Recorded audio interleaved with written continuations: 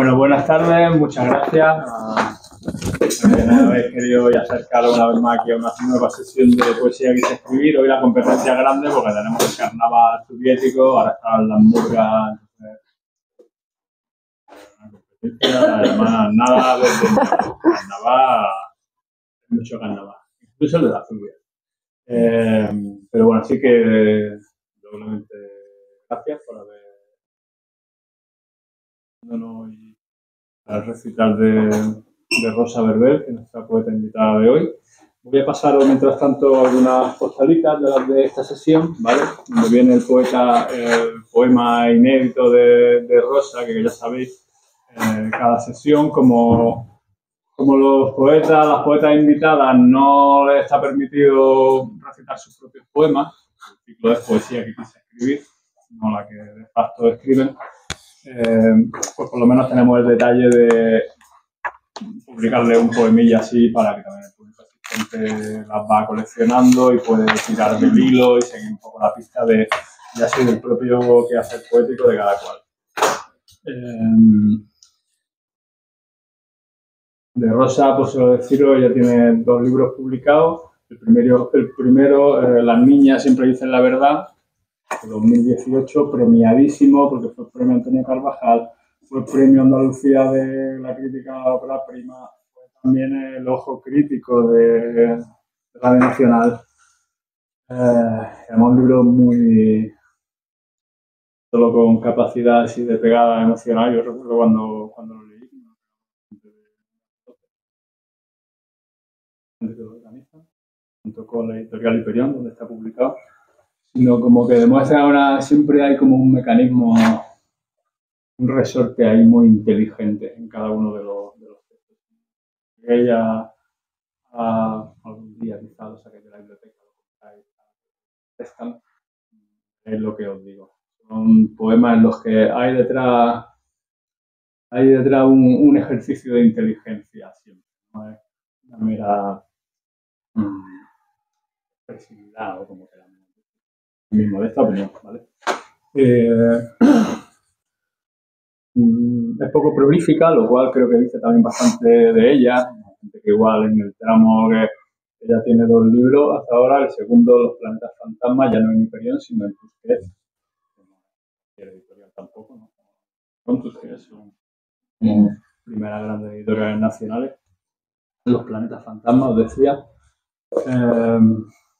Y que creo que dice mucho de ese escribir sin bulla, sin no sé hasta qué punto, o sencillamente que no salen así. Yo quizá lo digo porque a mí también yo me lo tomo con calma. Creo que siempre eso desconfío de la gente que tiene.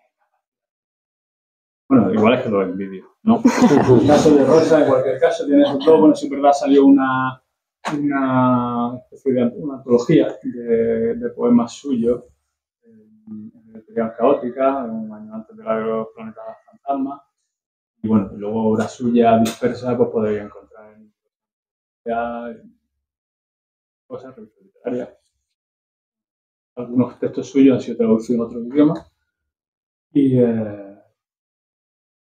realmente se desempeña, como dicen en Sudamérica, o curra para el departamento. Por mi parte, poco más. Yo solo ya me voy por allí y lo que quiero es escuchar la selección de poetas que traes, que a buen seguro va a ser jugosa. Pues muchísimas gracias.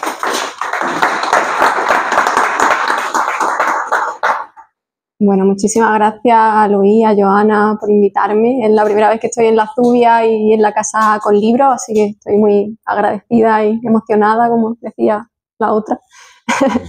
Y bueno, me hace particular ilusión estar en una lectura poética en la que no tengo que leer ninguno de mis poemas. Yo creo que esto será una especie de lugar común, pero bueno, creo que quienes escribimos llega un punto en el que nos hartamos de leer una y otra vez nuestros textos.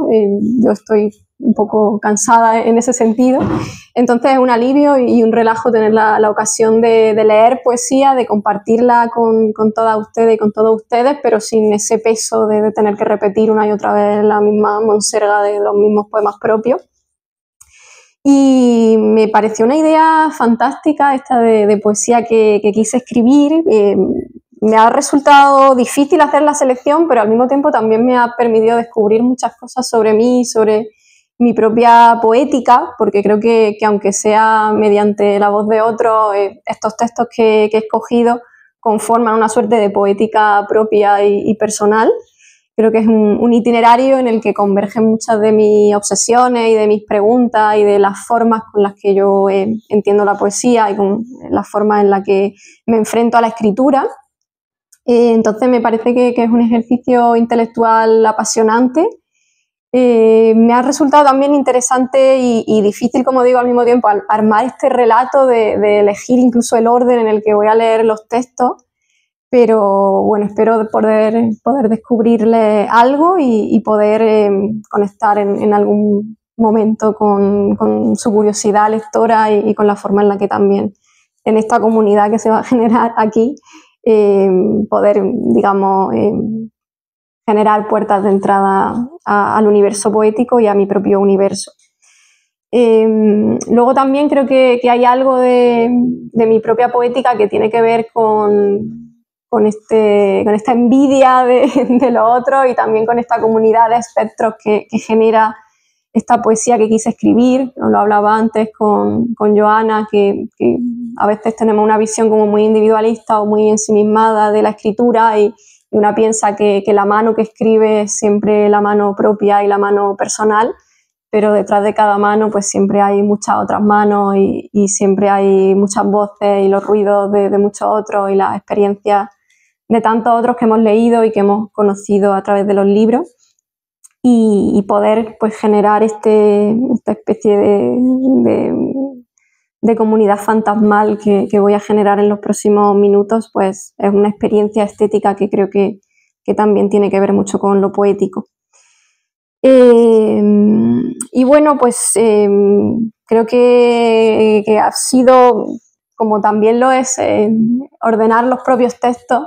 Creo que siempre es una tarea muy difícil, pues también ordenar los textos de otros me ha resultado difícil y darle una linealidad como la que voy a seguir en la lectura, pues siempre una cuestión que tiene algo de tramposo, porque la experiencia de la lectura siempre es fragmentaria y siempre es desordenada, pero que también dice mucho de mí y de cómo yo me relaciono con los textos y con su relato. Yo elegí los textos así un poco azarosamente, creo que traté de reunir algunos de mis poemas favoritos sin darme cuenta de que en realidad compartían mucho entre sí, así que quizá luego podemos conversarlo, pero quizá de la impresión de que son textos que comparten un universo en cierto sentido, aunque sean de estéticas distintas y de territorios diferentes, pero creo que es fácil hallar como líneas comunes o hilos conductores de todo ello. Y son textos que todos están escritos del siglo XX en adelante y creo que ahí también pues hay preguntas comunes y grandes retos colectivos compartidos. Y como no sabía por dónde empezar, voy a hacerlo por un poema que sin duda creo que condensa algunas de mis intuiciones principales a la hora de escribir y de leer poesía, que es un texto de la poeta estadounidense Louise Gluck, que ganó el Premio Nobel de Literatura hace unos cuantos años, no sé exactamente cuántos, creo que fue en 2021 o 2020. Y es una poeta que ha sido muy importante en mi trayectoria, que desde el momento en el que la leí para mí marcó un punto de inflexión clarísimo en mi manera de relacionarme con la poesía y con sus preguntas.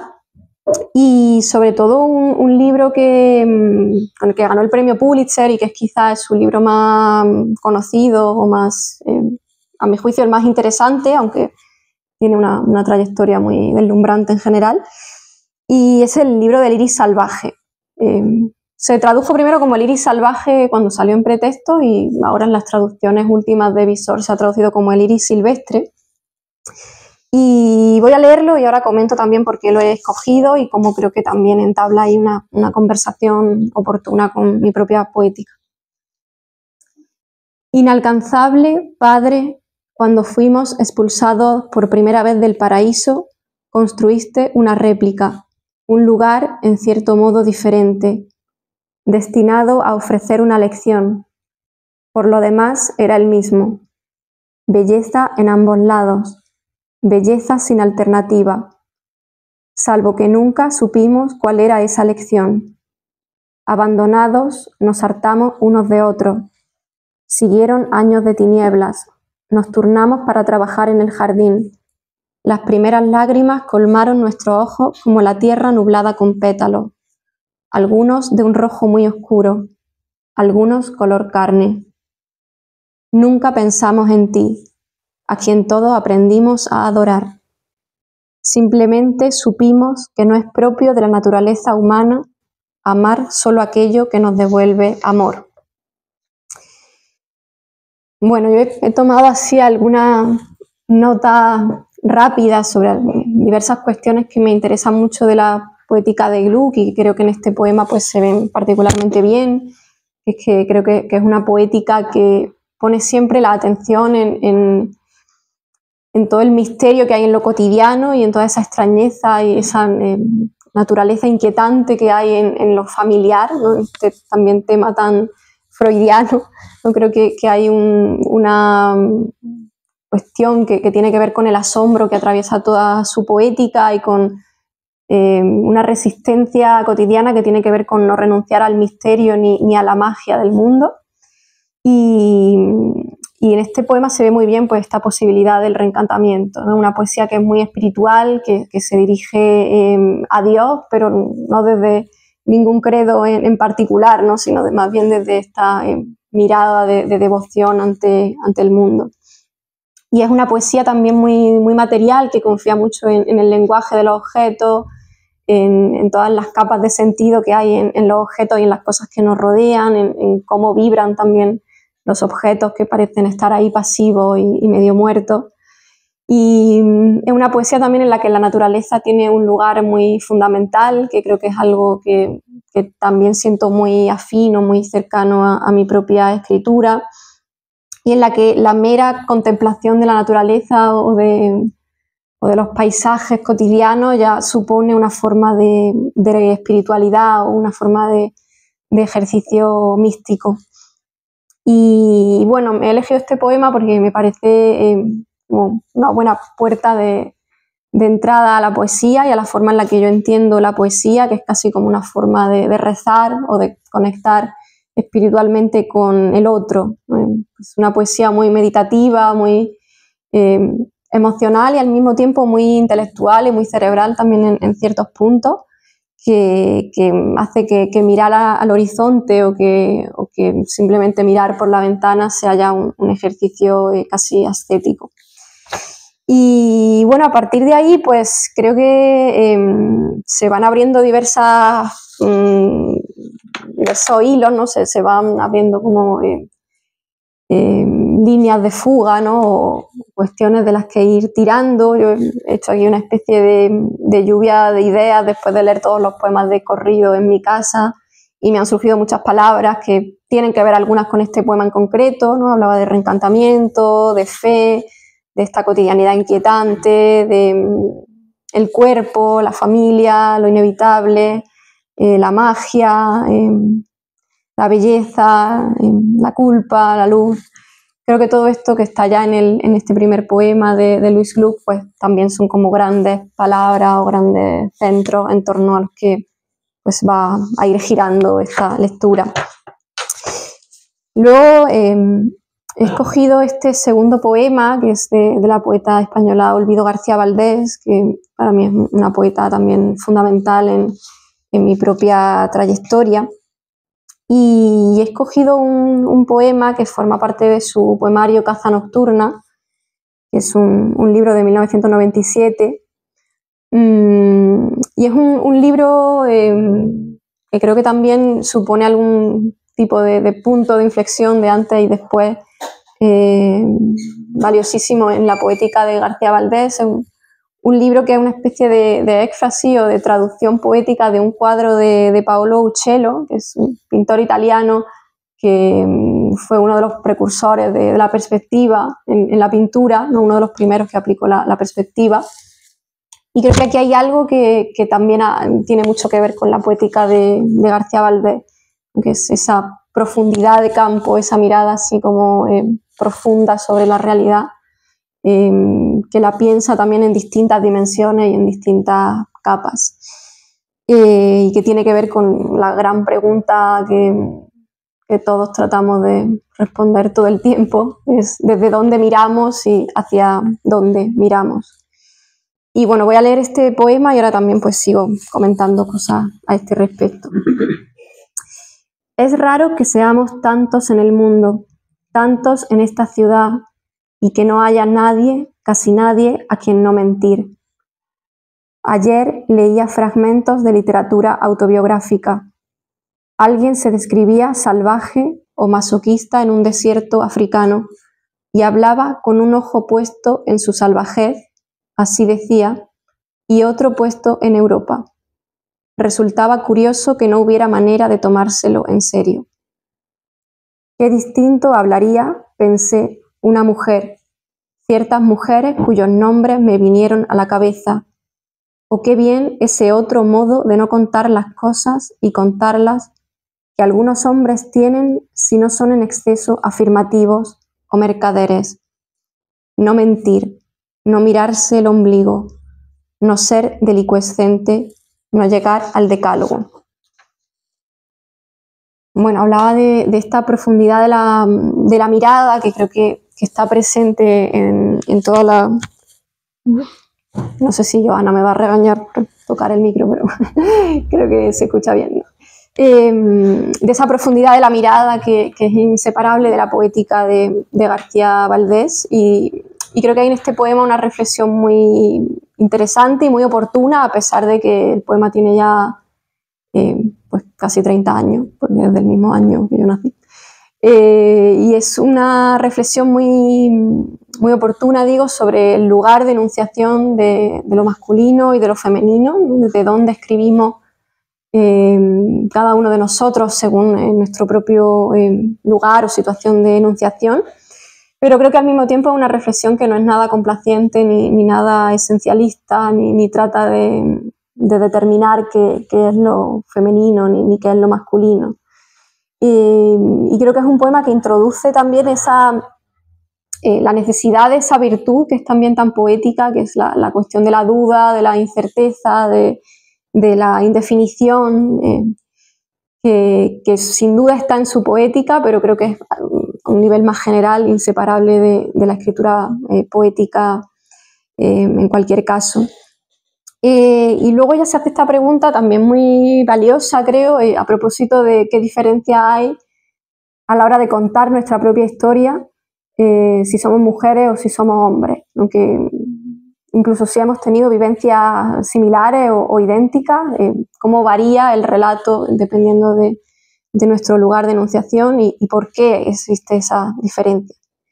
Entonces, bueno, sin ser un poema pues nada obvio ni nada contenidista, como no lo es nunca la poesía de García Valdés, sí que creo que está orbitando en torno a todas estas preguntas y de una manera siempre muy inteligente y muy deslumbrante. Luego he escogido un tercer poema, que es de José Ángel Valente. También es un poeta que sobre todo en los primeros años de mi escritura pues fue muy decisivo, y a él vuelvo recurrentemente cuando estoy también así un poco perdida en mi propia escritura. Y he escogido este poema famosísimo suyo, que tiene estos dos primeros versos que luego él decía que funcionaban casi a modo de poética de todo lo que había escrito en su vida, que son estos de cruzo un desierto y su secreta desolación sin nombre. Y son los primeros versos del poemario A modo de esperanza, que es un poemario del 54 que ganó el premio Adonai. Voy a leer el poema y de nuevo también ahora explico por qué lo he escogido. Cruzo un desierto y su secreta desolación sin nombre. El corazón tiene la sequedad de la piedra y los estallidos nocturnos de su materia o de su nada. Hay una luz remota, sin embargo, y sé que no estoy solo. Aunque después de tanto y tanto no haya ni un solo pensamiento capaz contra la muerte, no estoy solo. Toco esta mano al fin que comparte mi vida y en ella me confirmo y tiento cuanto amo. Lo levanto hacia el cielo y aunque sea ceniza, lo proclamo ceniza. Aunque sea ceniza cuanto tengo hasta ahora, cuanto se me ha tendido a modo de esperanza. Bueno, es este poema también tan citado y que casi ya está en nuestro imaginario colectivo, que casi lo podemos citar en algún momento de memoria. Y para mí siempre es muy familiar este motivo también tan clásico y tan recurrente del desierto, que aparece, pues atraviesa toda la historia de la literatura y en cada época también como que tiene connotaciones y sentidos nuevos y se va resemantizando una y otra vez. De hecho, ahora en nuestro presente, cuando pensamos en el desierto también pues tiene muchas otras implicaciones que ya son ecológicas y que son también muy políticas, ahora que se está desertificando todo.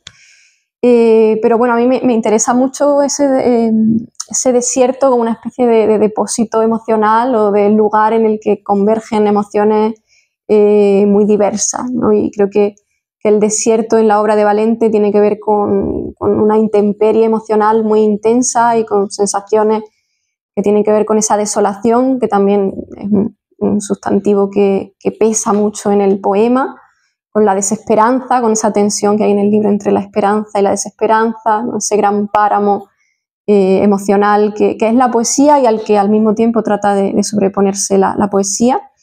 Y me interesa ese ejercicio que hay en el poema de tratar de remontar esa intemperie del desierto, aunque la intemperie sea casi infinita, ¿no? Parece que no tiene fin. Me gusta mucho ese gesto que hay en el poema de abrirse al encuentro con el otro y de encontrar la mano del otro como una forma de ponerle fin a ese desierto y a esa devastación. Y también la posibilidad de nombrar lo que nos pasa como una manera de salir de ese laberinto del desierto emocional. Justo en estos días estaba leyendo un ensayo que tiene Mariano Peirou sobre poesía, este ensayo magnífico que se titula Tensión y sentido, y él habla de cómo la experiencia poética o el lenguaje poético surge cuando se demuestra la insuficiencia del lenguaje cotidiano y surge en momentos en los que las emociones, las experiencias, las situaciones son tan extremas que el lenguaje cotidiano pragmático no sirve o se revela insatisfactorio. Y él citaba una cita del poeta Lorenzo García Vega que dice que cuando se toca a fondo aparece la forma. Y creo que de algún modo todos estos poemas como que materializan o concretan esta idea de que la forma irrumpe cuando hay una experiencia límite del lenguaje. Bueno, en esta línea, aunque con otra estética muy distinta, ahora veremos, pero también a partir de esta idea de que el lenguaje surge cuando hay un límite, o sea, el lenguaje poético surge cuando hay un límite que se sobrepasa en la experiencia y en la emoción. He elegido también un poema de la poeta venezolana Yolanda Pantin, que es una poeta magnífica, no demasiado conocida tristemente, pero a la que se le dio hace unos años el premio Federico García Lorca de poesía de Granada. Yo pues imagino que estaría por aquí también durante unos días o no, porque creo que se le dio justo en el año de la pandemia. No sé si ahí hubo como un momento en el que no llegó a pisar Granada, pero bueno, es una poeta que yo admiro mucho y que está también en una herencia que para mí es fundamental, que es la herencia de Emily Dickinson. Creo que comparten mucho y bueno, es una poética que tiene mucho que ver con el silencio, con la elipsis, con los espacios en blanco en la página, una poética que se escribe más con lo que no se dice que con lo que se dice. con esta delgadez expresiva que tienen sus poemas, ¿no? Cualquiera que abra uno de sus libros se dará cuenta de que son versos muy cortos y así como muy minúsculos, pero al mismo tiempo muy densos comunicativamente, ¿no? Y con una capacidad de condensar significado y de acumular imágenes que es muy prodigiosa. Bueno, voy a leer el poema. El poema se titula El jardín y es de su libro titulado El dragón protegido, de 2021. Todas las puertas se han ido cerrando. Una voluntad que no cede y busca descuidos de los carceleros. Las puertas de los cuartos, las del patio, las puertas de las neveras, la puerta que comunica una casa con la otra, todas cerradas con candado, salvo la puerta que abre al jardín. Y bueno, es un poema así muy pequeñito, como digo, muy delgado, que creo que conecta también con toda una tradición poética que a mí me interesa mucho, que es la oriental. Creo que tiene algo así como de taoísta también, o no sé, ahora que estoy yo leyendo mucha poesía china, creo que hay también como un diálogo muy interesante con esa condensación simbólica y a la vez con ese trabajo con el vacío que hay en la poesía china y en la poesía oriental en general. Y creo que en la poesía de Yolanda hay también algo que siento muy próximo a mi propia escritura, que es como lo familiar o la casa, que debería ser un espacio de refugio o de seguridad, de repente pasa algo en ella que hace que se vuelva inquietante o un poco claustrofóbica, ¿no? Como que de repente el refugio está fuera de la casa y la casa es un lugar del que huir. Y me interesa mucho también todo ese imaginario que despliega el jardín. Creo que es algo muy interesante y que tiene también muchas capas, porque también el jardín tiene pues toda una historia muy significativa en la literatura y atraviesa pues, mucha época y muchos territorios diferentes. Pero diría que en este gesto de salida de la casa y de búsqueda del refugio en el exterior hay algo que me interesa y que me interpela también mucho en mi propia poética. Y también creo que lo siento muy cercano a todo lo que vivimos en la pandemia. Es un libro que se publica, como digo, en 2021 y que creo que también por eso la idea del encierro y esta claustrofobia que atraviesa los espacios cotidianos también es tan importante, ¿no? por cierta coyuntura histórica evidente. Luego he seleccionado otro poema que llevaba tiempo sin leer, la verdad, aunque es un libro que para mí fue muy valioso, sobre todo para escribir mi primer libro, que es un libro de la poeta estadounidense Sharon Olds, que está traducida pues casi íntegramente al español, está editada en Barleby, y tiene un libro que se titula El padre, que aborda la enfermedad, el deterioro de su padre y la muerte, casi un diario de duelo antes y después de la muerte del padre. Y bueno, todo este tema de la enfermedad pues ha sido también extremadamente tratado y abordado en la poesía y en la literatura en general, y también la figura del padre pues es como muy central en la historia de la literatura, corren ríos de tinta sobre esta relación con el padre, pero creo que ella le da como que redimensiona la cuestión. Y bueno, es un libro bellísimo, muy deslumbrante, y este poema creo que es bastante representativo del tono que tiene el libro y de esa ternura cruel que también se despliega en los poemas. De una hora a la otra, él va cambiando, perdiendo alguna antigua habilidad. Con las rodillas dobladas, el cuerpo de color hojalata y el pelo negro y gris engrasado, como para un ritual de cabeza. Mi padre avanza hora tras hora hacia la muerte y siento cada centímetro suyo atravesándome, igual que cada hijo que bajó lentamente por mi cuerpo, como si yo fuese Dios y sintiera los ríos pujar en mí, la presión de la tierra, el universo mismo acarreado simple y sólidamente, pasando a través de mi cuerpo como pasa una servilleta a través de un aro, como si mi padre pudiera vivir y morir a salvo dentro de mí.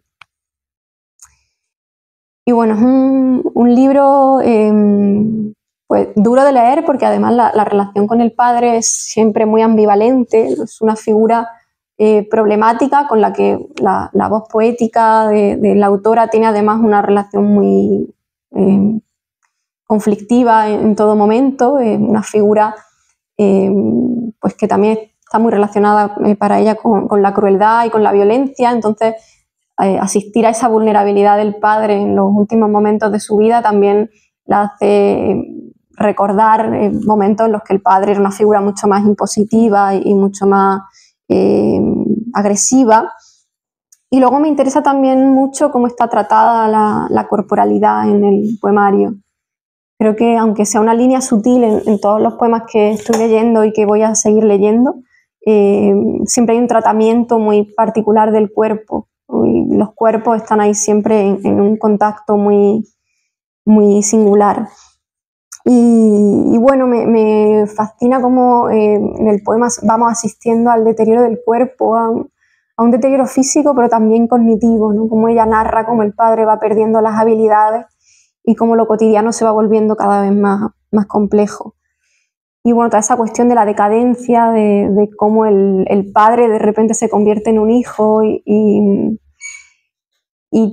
todo lo que eso saca de ella, ¿no? Y cómo transforma también su propia escritura poética, abriéndola a la ternura y a la vulnerabilidad.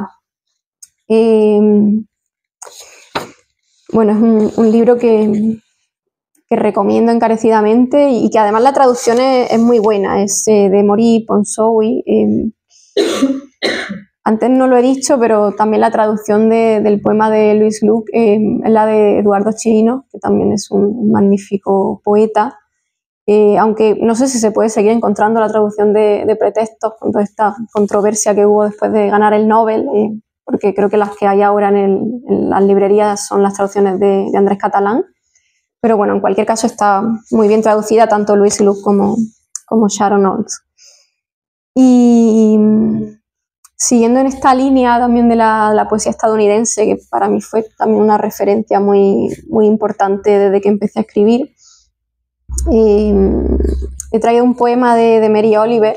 Yo creo que es uno de mis poemas favoritos y lo tengo siempre muy presente.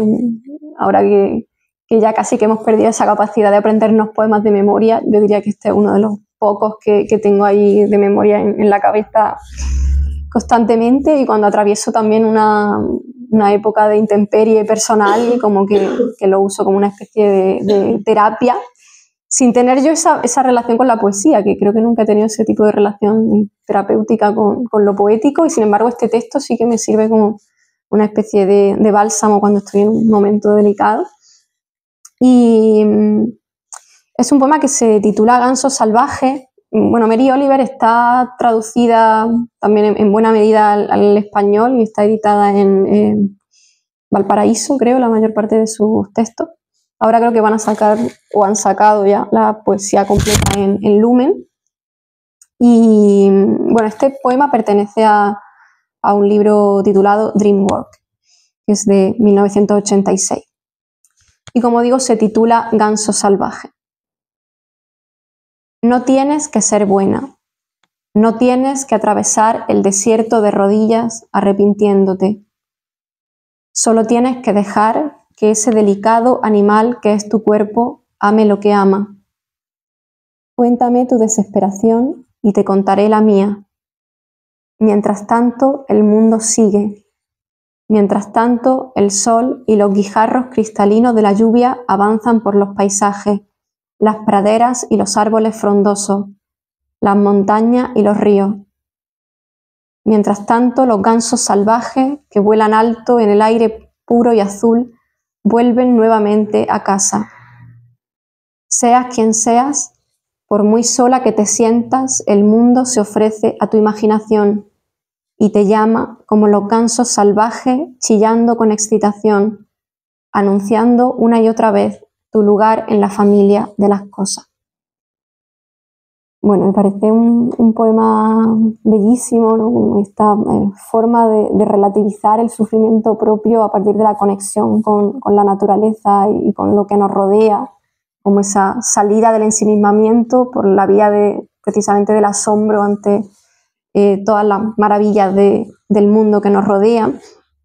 Y también siento que es muy potente como esa generosidad o esa llamada a la solidaridad con una misma y con los errores propios.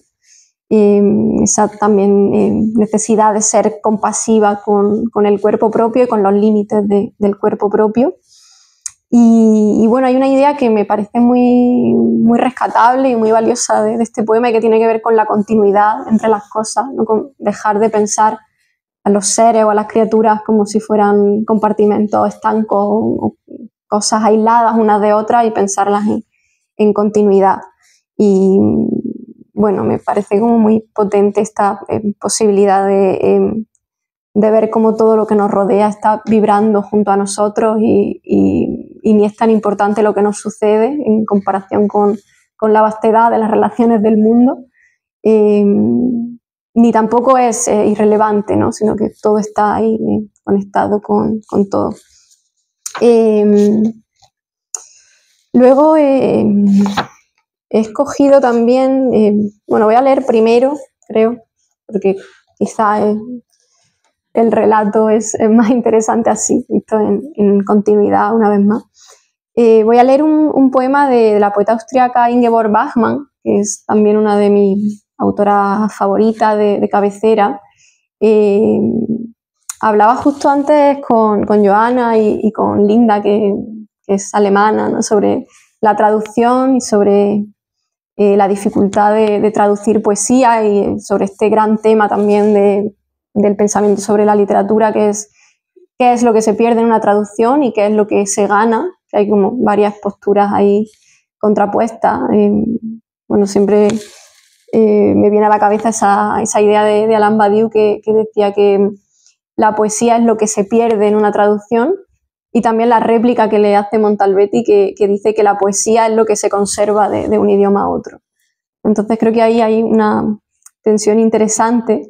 Y claro, es verdad que hay varias posturas ahí militantes, porque hay quien piensa que la poesía no se puede traducir y que solo deberíamos leer poesía en la lengua original, pero ciertamente eso nos deja pues pudiendo leer muy poco, ¿no? Porque hay tantos idiomas en el mundo que desconocemos enteramente que nos perderíamos un legado valiosísimo.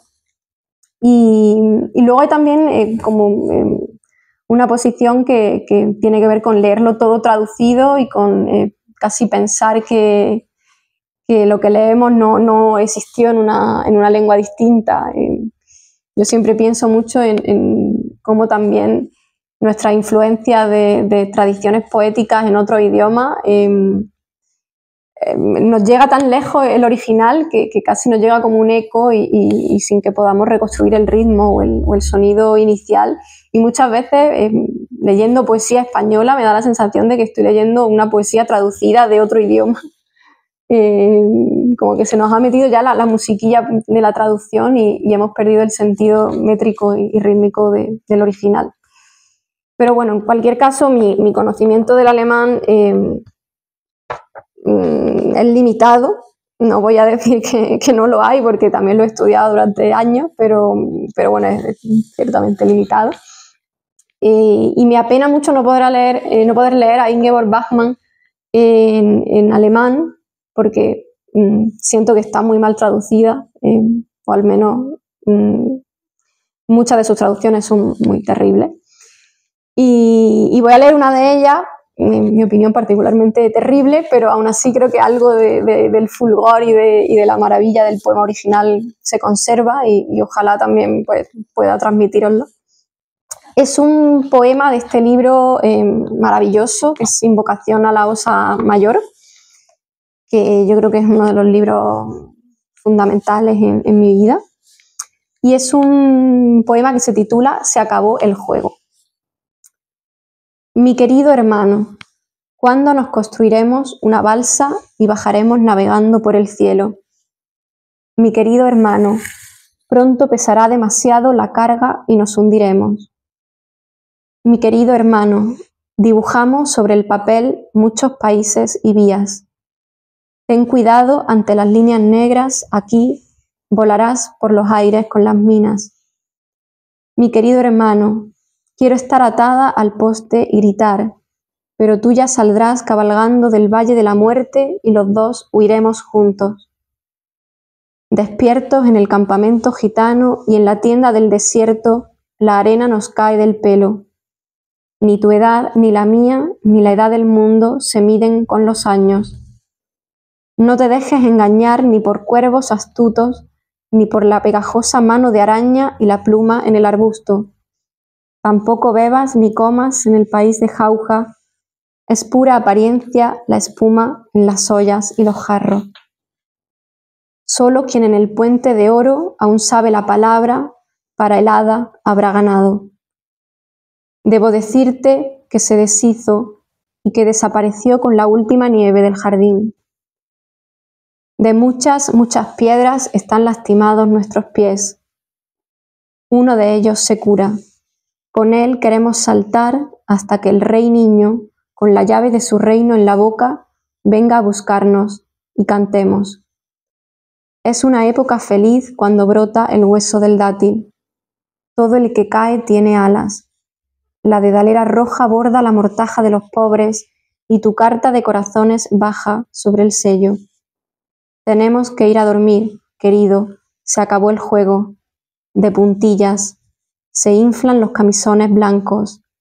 Padre y madre dirán que los duendes andan por la casa cuando intercambiemos los alientos. Bueno, a pesar de la traducción, creo que es un libro fantástico, casi como leer un cuento de hadas tradicional o entrar en un universo muy lleno de maravillas y de milagros. Bueno, me parece que es un libro magnífico y una poeta a la que volver una y otra vez.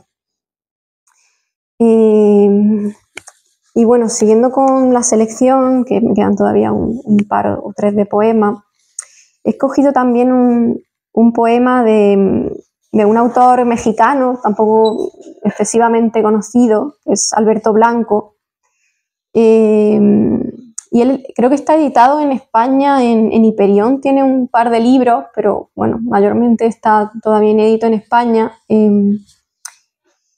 Toda su obra completa, si la podéis conseguir o si tenéis acceso en algún momento, está en el Fondo de Cultura Económica de México y ahí en 2 tomos muy gordos, porque además es un autor pues, muy prolífico. Pues hay como un recorrido, un barrido maravilloso por su trayectoria. Y es un poema que me gusta por lo onírico, porque creo que también esta es una línea compartida por muchos de los poemas que he leído, que es como esta idea de un sueño dentro de un sueño, hay como algo ahí onírico y feérico que atraviesa muchos de estos poemas. Y este forma parte de un libro que tiene sobre distintos pájaros, va tomando distintos pájaros y los va usando un poco como punto de partida para reflexionar sobre otras tantas cuestiones. Y este está dedicado a los flamencos. Aquella larga noche mi sueño me llevó a la alberca, de las luces profundas y los flamencos prendidos como rosas eléctricas en el interior de una agua marina. Y en la soledad de aquel paraje comprendí, dentro del sueño, que eran otros pájaros los que soñaban minuciosamente a los flamencos encendidos. Vi también a aquellos otros pájaros que desde un sueño inarrable desplegaban la forma de este sueño, acunados en sus plumas de agua. Y no puedo decir de qué manera, pero vi que aquellos pájaros soñadores eran soñados a su vez, de un modo incomprensible para mí, por unos pájaros transparentes en el silencio de la noche, y que todas estas visiones cristalizaban en otra luz más blanca. Bueno, justo este es el título de su poesía completa en el Fondo de Cultura Económica, La luz más blanca.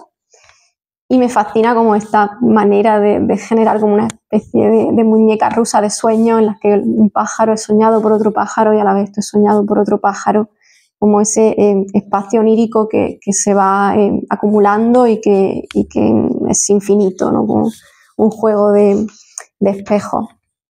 Bueno, decía Víctor Hugo que la novela es el relato de una acción y la poesía es el relato de un sueño. Y como digo, pues muchos de estos poemas que he escogido casi son relatos de sueños. Luego hay otra cuestión en este poema que me gusta mucho y en general en la poética de Alberto Blanco, que tiene que ver con la animalidad y con esa conexión entre lo humano y lo animal, que estaba también precisamente en Los gansos salvajes de Mary Oliver, y con cómo el límite entre lo humano y lo animal es muy poroso y es muy confuso siempre, ¿no? Como esta necesidad de reconocer todo lo que hay de animal en lo humano y también de pensar lo animal de forma mucho más compleja, ¿no? Y pensar el lenguaje de lo animal y la inteligencia de lo animal, y en este caso también la relación con el mundo de los sueños. Algo que me gusta mucho de la poética de Alberto Blanco y que también siento muy, muy afín a mí es como ese intento de reconciliar de alguna forma la experimentación con cierto clasicismo. Creo que ahí hay una cosa un poco sincrética que lo lleva a explorar tradiciones muy diferentes, pero siempre desde cierto gesto un poco juguetón o un poco vanguardista. Y son poemas que siempre van buscando la sabiduría o una forma de pensamiento o de conocimiento propia de lo poético. Son poemas muy confiados en que la poesía piensa y conoce, pero de una forma muy, muy particular. Es también un poeta muy influido por lo oriental y que dialoga con la poesía china y con toda la tradición de la poesía japonesa también particularmente. Y creo que todo ese imaginario que despliega pues también a mí me resulta muy, muy fascinante.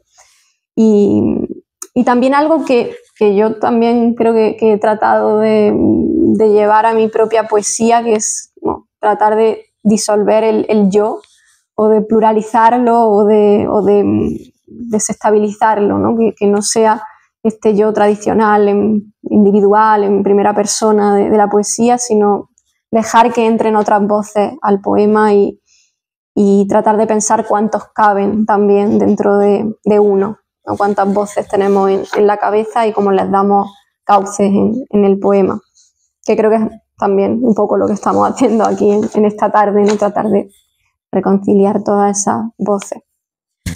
Y bueno, no sé cómo voy de tiempo, pero voy a ir ya con el último poema que he escogido, que bueno, es un poema del poeta chileno Raúl Zurita, que es un poeta que yo siento muy, muy próximo a mí y además he tenido la ocasión de pasar mucho tiempo con él en el tiempo que he estado viviendo en Chile. Y es un poeta que yo admiro profundamente y cuando le dieron el premio Federico García Lorca también tuve la ocasión de compilar su obra y de antologarla, entonces eso también me hizo tener una inmersión en su poética muy intensa que creo que también hizo que me contaminara mucho de su forma de entender la música del poema. Y es un poema del libro Anteparaíso, que es quizá uno de sus libros más reconocidos, más importantes, un libro de 1982, escrito en plena dictadura chilena. Y bueno, pues es un libro en el que hay una reflexión muy dura y muy descorazonadora sobre los horrores y las violencias de la dictadura, sobre cómo todo ese horror de los asesinatos y de las desapariciones se va también acumulando y sedimentando sobre el territorio. Pero es también un libro que lleva a cabo una apuesta muy, muy firme por la utopía y por un mundo distinto y mejor. Y creo que eso también es algo que siento muy próximo a mí, como tratar de encontrar grietas por las que pueda penetrar la luz o por las que podamos aferrarnos de algún modo a la esperanza y sobreponernos a todos esos horrores históricos. Y bueno, ahí lo voy a leer. Yo creo que he escogido justo el poema más utópico, también como forma de cierre o de colofón. Y el poema se titula La sombra que pasa. Más acá, cuando ya la nevisca se había calmado, nos vimos curvados al pie de ellas, besando las piedras, porque tan solo los vivos pueden palpar el frío de la noche. Tal vez nunca existió lo que creímos, pero frente a nosotros, alzadas en el horizonte, estaban las cumbres de los Andes recordándonos que albas son y eternas las montañas. No supimos mucho más, pero todavía iluminados de la suave luz que refleja la nieve, miramos por primera vez más arriba y como en un sueño salimos a ver las estrellas. Bueno, creo que también este gesto de mirar hacia arriba, como esta verticalidad que hay en la poesía de Raúl Zurita y esa conexión siempre entre la tierra y el cielo, me parece muy afín y muy próxima a mi propia manera de entender la escritura poética. Y bueno, pues quería cerrar con esa conexión que siento también tan intensa con la poesía chilena y con el paisaje de Chile. Y a partir de ahí, pues, recapitular también todas estas lecturas que creo y espero también haber transmitido esa idea. Tienen muchos puntos de contacto y tienen muchas afinidades imprevistas que en realidad me han surgido una vez que lo he leído todo de corrido, porque por lo demás son poéticas muy distintas que me han acompañado en distintos puntos de mi trayectoria. Algunas de ellas sigo leyendo y releyendo a día de hoy, pero otras ya las siento más lejanas. Pero así leídas todas juntas creo que componen un mosaico interesante de mi propia poética y de la manera también en la que yo entiendo lo que hago. Y bueno, pues lo voy a dejar aquí y yo creo que también quizás hay espacio de conversar sobre estos poemas y ojalá os hayan inspirado y os vayáis a casa con alguna emoción nueva. Muchas gracias.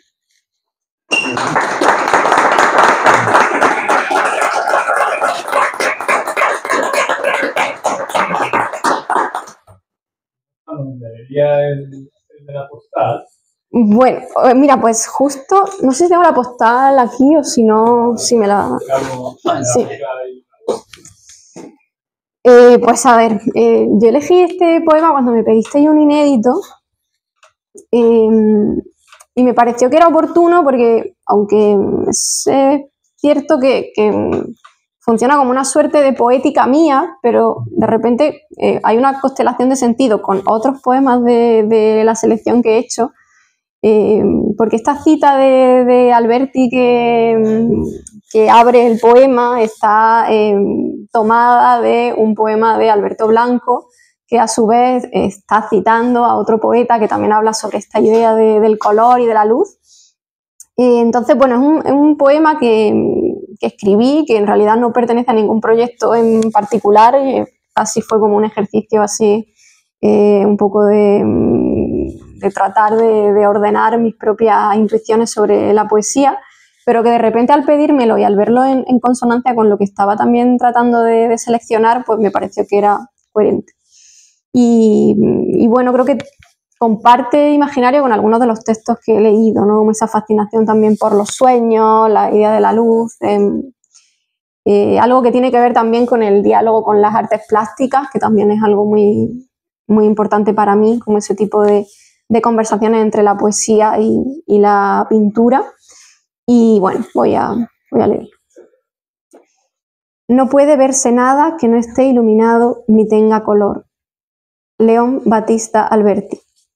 Lo leo de alguien que nunca lo escribió, citado de otro alguien que nunca lo escribió, así infinitamente.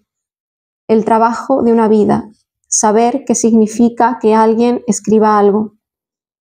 El furor de lo visible nos castiga por estar en la penumbra. Para la pintura, esta máxima es ineludible.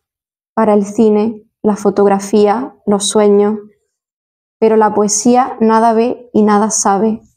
Es el guardián de otro mundo.